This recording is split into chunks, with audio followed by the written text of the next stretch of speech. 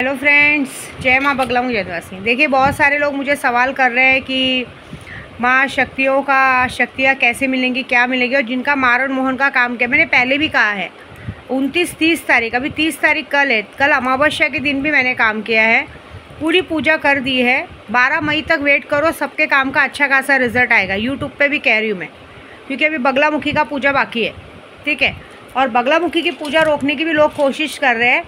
एक बात याद रखना, जितना आप मुझे परेशान करने को देखेंगे, आपके घर में आपके बच्चे, आपके बुज़ुर्ग, आपकी माँ, आपकी बहन, जिसको आप सबसे ज़्यादा प्यार से मानते हो, वो लोग बीमार पड़ेंगे, वो लोग की हालत ख़राब होगी।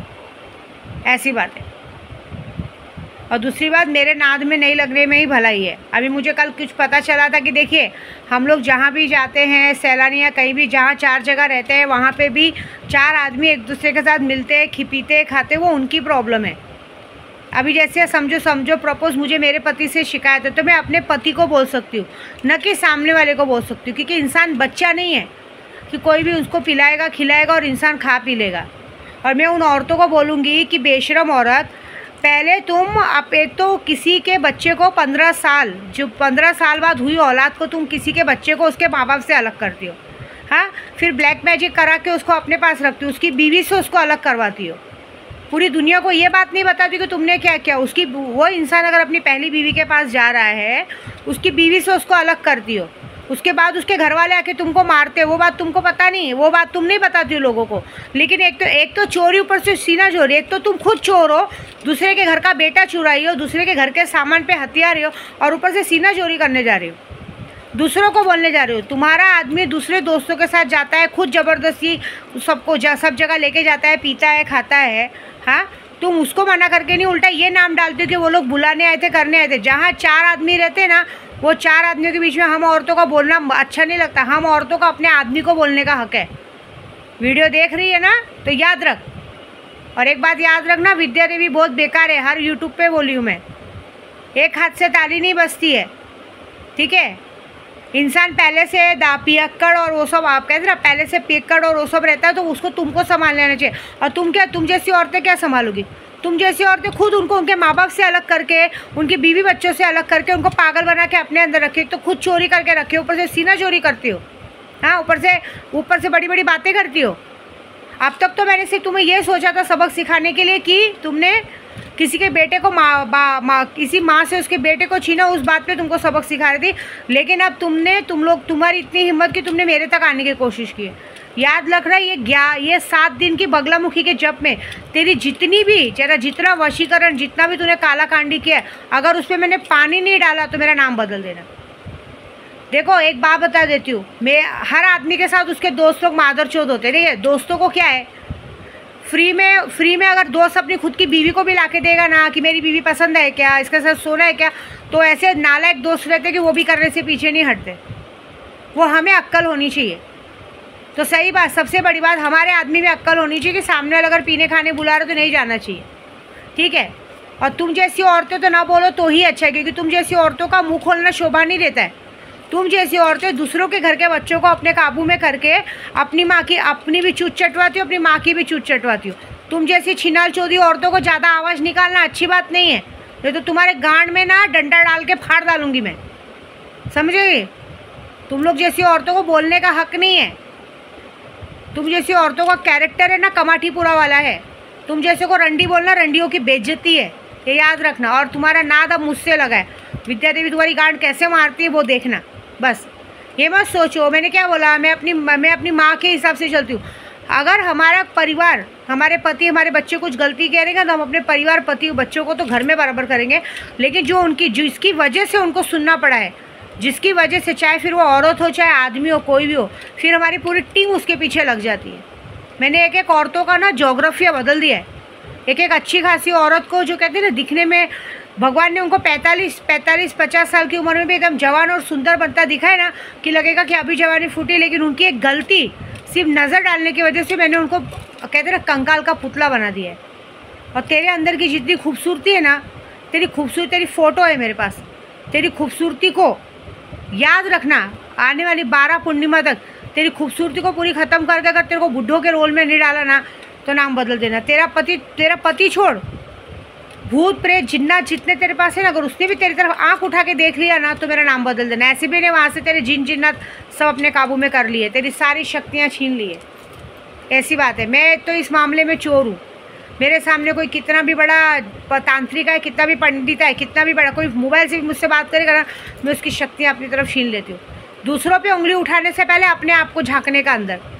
मुझे भी मेरे पति पे गुस्सा आता है, लेकिन मैं उसके पति के अपने दोस्तों को नहीं बोलने जाती हूँ। मैं अपने पति को फिर उसको बोलती हूँ, उल्टा बोलती हूँ, उसको डांटती हूँ। मेरे पति को भी मुझ पर गुस्सा आता है, उसको अपने बीविया से ज़्यादा दोस्त प्यारी है। वो दोस्तों का बदला चुपचाप आके जब बैठ जाएगा ना रूम के अंदर और दारू पीने बैठ जाएगा, तब मुझे समझ में आ जाता है कि ये प्यार के मतलब में नहीं आए, ये प्यार के मौसम में मुझसे बदला लेने आए। तब मैं भी समझ जाती हूँ। अब मेरे को आदत हो गई है उस चीज़ों की। तब मैं उनकी बात नहीं करती हूँ, तब मैं उनकी बैंड नहीं बजाती हूँ। और जो दोस्तों की वजह से वो मुझे जो दोस्तों की वजह से मुझसे बदला लेने आए ना, फिर मैं उनकी गांड मारना शुरू करती हूँ। ऐसी बात है। तो हमें जो करना है अपने आप, हमें अपने लोगों को चिल्लाना है। बाकी लोगों को चिल्लाने बोलने का कोई हक नहीं है, ठीक है। ऐसी बात है। नहीं तो एक बात याद रखना, शेर के सवा शेर भी होते हैं। तुम लोगों को सबकी ऐठन खुद के घर में चल सकती है, बाहर नहीं चलेगी। बाहर के लोग गिरा के मार के फेंक देंगे। मेरी तो पूरी टीम है। हाजिदा, सुनीता, ऐसे लोग, इतने लोग बैठे ना, इतने ऐसे ऐसे तुम्हारे बाप लोग बैठे ना कि तुम्हारी गांड के अंदर डंडा डाल के मुंह से निकाल के फाड़ डालेंगे। तुम्हारी चूत को फाड़ के ना भोसड़ा बना देंगे। किसी को भी डालने के लायकी का छोड़ेंगे नहीं, ये याद रखना। ऐसी मेरा तो ऐसा आदत है। मैं तो अपने आदमी के अपनी सौत को भी कुछ बोलने ना जाओ। अगर वो लोग तो महाबेशर्म है। वो लोग तो बस अभी तो एक नया फंडा सीखा है कि चलो सामने नहीं, सामने वाले का वेट करो, जब सामने वाला बात करेगा तब पैसा लेंगे। तुम लोग वही कैटेगरी के हो। मेरे को तो समझ में नहीं आते कि अगर सही में अगर इंसान को अपने बच्चे से प्यार रहेगा ना, तो अपनी सौत के पैसों से कैसे अपने बच्चों को खाना खिला सकते। अगर सही में इंसान को थोड़ा भी शर्म और थोड़ी भी कहते हैं ना वो रहेगी, ये लोग इंसानियत बेच के खाए, क्योंकि इन लोग ने कभी पैसे देखे नहीं है, तो उधर बोल के मतलब नहीं है, ठीक है ना। मैंने सीधी बात बोल रही हूँ। तुम लोग मुझे जितना मेरी यात्रा में परेशान करने को देखोगे, जितना मेरे काम में रुकावट करने को कोशिश करोगे, उतना सामने वाले पे होगी हरकत। मैं ऐसी हूँ। अगर मुझे किसी इंसान की वजह से तकलीफ़ हो रही है तो फिर मैं उस इंसान को फिर अच्छे से बराबर करूँगी। मुझे पता है तुम्हारी कमज़ोरी और तुम्हारी दुखती रत कहाँ है, किसको दबाना है, किसकी नस को दबाना है। फिर याद रखना, मैं जो करूँगी बहुत बड़ा और बहुत भयानक करूँगी। ये बात याद रखना। मेरी शब्द में मेरे पास डिक्शनरी में माफ़ी शब्द नहीं है।